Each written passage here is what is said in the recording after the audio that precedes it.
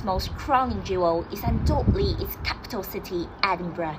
This city is steeped in history and legend, and it is known as one of the most beautiful cities in the world. But what exactly is Edinburgh known for? What distinguishes Edinburgh from other big cultural city hubs such as London and Belfast? Keep watching to find out more. Otterseat takes its name from the epic legend of King Otter. It's even thought to be where his legendary castle, Camelot, used to stand. Here we are, the backdrop to the capital city and the best visibility of landscape. It's an energetic climb, but once you're at the very top of 250 meters, you'll be rewarded with these spectacular panoramic views across the city and out to the coast.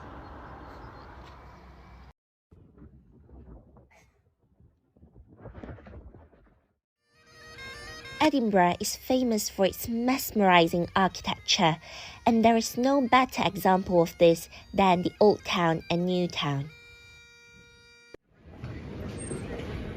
The old buildings in Edinburgh was typically built between 12th and 17th century. Surrounded by this old building, you may feel you have stepped back in time amongst this narrow cobbled street and irregular medieval architecture. With old-fashioned pub, quirky independent shops, and history attractions to visit, there's so much to see and do here. We are here at one of the most fascinating historic places in all of the Western Europe. Over the course of history, Edinburgh Castle has served as a prison during the times of war, a military fortress, and also the residence for royal family. It also holds the records of being the most besieged castle in Europe. And considering how many castles there are in Europe, there's such a record, isn't it? Edinburgh Castle has been attacked 23 times throughout the history, and after each time this ancient fortress has to be rebuilt. This area is steeped in history. Understandably, it is the second most visited paid attractions in the entire of United Kingdom. Scotland is famous for being the house of Haggis and Scotch egg, and this restaurant serves one of the best quality in town. Let's go! Let's try our starter first. Crispy outside, perfectly cooked inside. Let's get a bite. By the way, you have to serve this with your house-made garlic and sour cream sauce.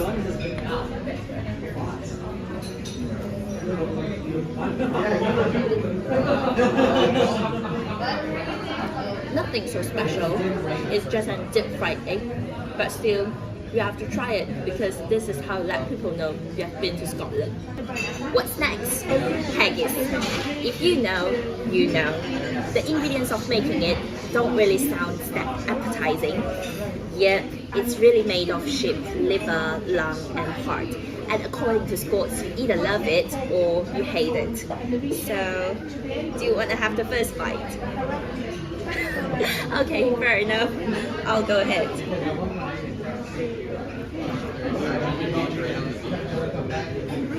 It don't really taste that bad.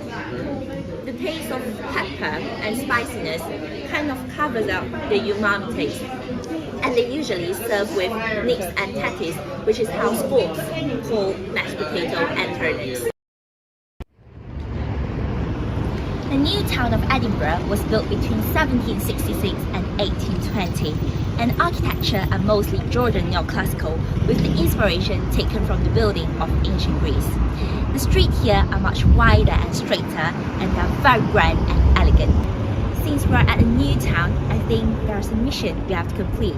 I've heard that there are two popular stores selling great sandwich and pulled pork burgers, and they both got a really good reviews. Now I'm gonna check them out and let you know which one is better. First stop, Victor Hugo Deli Brunch. They say it's been up for over 60 years and they're famous with their signature pastrami-on-rye. If you are having in stores, they charge for £6.20, but if you take it away, £5. So guess what? Of course I'm gonna take it away.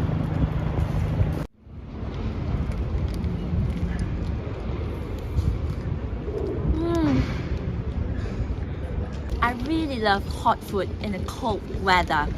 As the name suggests, it's a soft rye bread, but I made it a toasted version. They're filled with silky salted layers and folds of pastrami, thinly sliced of protein and cheese. There's also a perfect amount of mustard sauce, which leaves a weird tingle feel on my tongue. If you want to get the same thing, make sure to be quick because it usually sold out very early. And I would rate this 7 out of 10.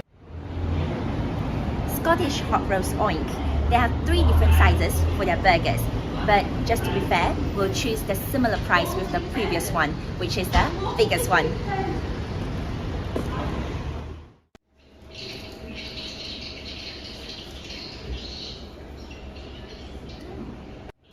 The bread is really soft, and as you can see, they give a really generous amount of pulled pork. There are some steps you need to go through. First one, choose your bread. That's either white bread or multigrain, and I choose the multigrain one. As for the fillings, you can choose either haggis or steak and onion. They also have various types of sauce, but for the most traditional one, take the apple sauce. Time for rating, I'll give it a 6 out of 10. So the winners goes to Victor Hugo.